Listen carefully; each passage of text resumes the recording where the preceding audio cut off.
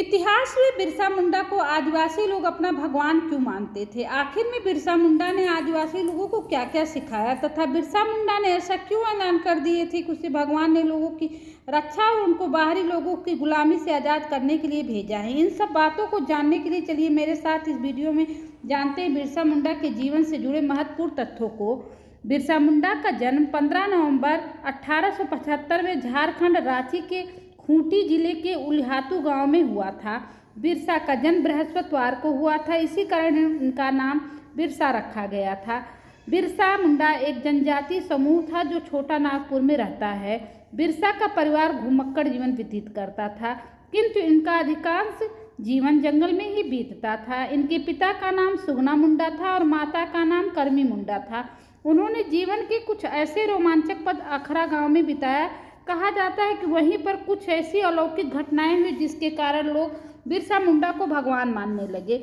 लोगों को यह विश्वास हो गया था कि बिरसा के स्पर्श मात्र से ही रोग दूर हो जाते हैं और अनाज के छोटी सी ढेर कई गुना बढ़ जाते हैं। अब लोग दूर दराज से के क्षेत्रों से उनकी बातें सुनने के लिए आने लगे थे। बिरसा मुंडा पुराने अंधविश्वासों को खत्म किया, लोगों को हिंसा तथा मादक पदार्थों से भी दूर रहने की सलाह दी। बिरसा ने खुद को भगवान का स्वरूप बताया था। उन्होंने गांवों को साफ रखना और जादू टोने पर विश्वास न करने के लिए कहा था।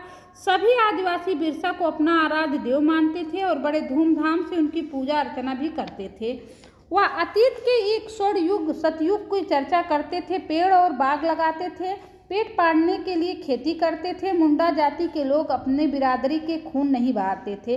उस समय ईसाई स्कूल में प्रवेश लेने के लिए ईसाई धर्म अपनाना जरूरी हुआ करता था, इसीलिए बिरसा ने धर्म परिवर्तन कर लिया था और उनका नाम ईसाई पादरियों ने बिरसा डेविड रख दिया था। किंतु बाद में बिरसा ने अपना धर्म अपना लिया था और आदिवासी के लोग को भी ईसाई धर्म अपनाने से बचाने में वह लग गए थे।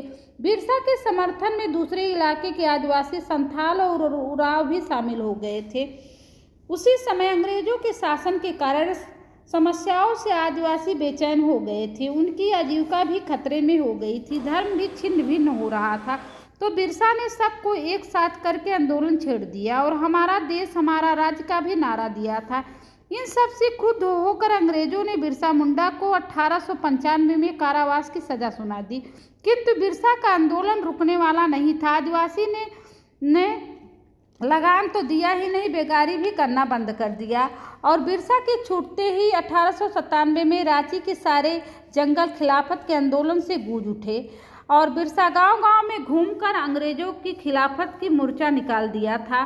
बिरसा के अनुयायी अंग्रेजों से भी खूब लड़े, वह अंग्रेजों को मारकर चालाकी से गायब हो जाया करते थे। बिरसा अनुयायी दीकू यूरोपीय सत्ता के प्रतीक का निशाना बनाने लगे। उन्होंने थाने पर चर्चों पर हमला कर दिया और महाजनों और जमींदारों की संपत्ति पर धावा बोल दिया।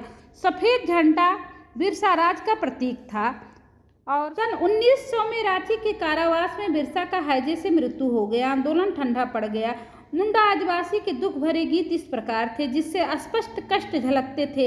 हाय कोल्हू के बैल की तरह मैं लहू लुहान मेरे कंधे, जमींदार के दूत दिन और रात करते हैं मुझे परेशान, बड़बड़ाता हूँ मैं यही दिन और रात, हाय यही है मेरी हालत, नहीं है मेरा कोई ठिकाना, नहीं है मेरी कोई खुशी। आदिवासी तरह तरह की गतिविधियों में भी सक्रिय थे। वह लोग झूम खेती करते थे। आदिवासी काफ़ी मेहनती थे। वह आसपास के गांव में जाकर छोटी मोटी नौकरी कर लेते थे। कोई बोझ ढोता तो कोई सड़क निर्माण में कार्यों में भी नौकरी करता था। किंतु व्यापारी लोग कोई चीज़ बेचने आते तो उन्हें भारी कीमत में चीज़ें बेचते थे। सूदखोर महाजन आदिवासी को अगर ज़रूरत पड़ने पर कर्ज देते थे, उनका ब्याज बहुत ज़्यादा लेते थे। उन्हें कर्ज और गरीबी में ढकेला जा रहा था। ऐसा था आदिवासियों का जीवन। आज के वीडियो में बस इतना ही। आगे मिलूंगे नेक्स्ट वीडियो में। Thanks for watching.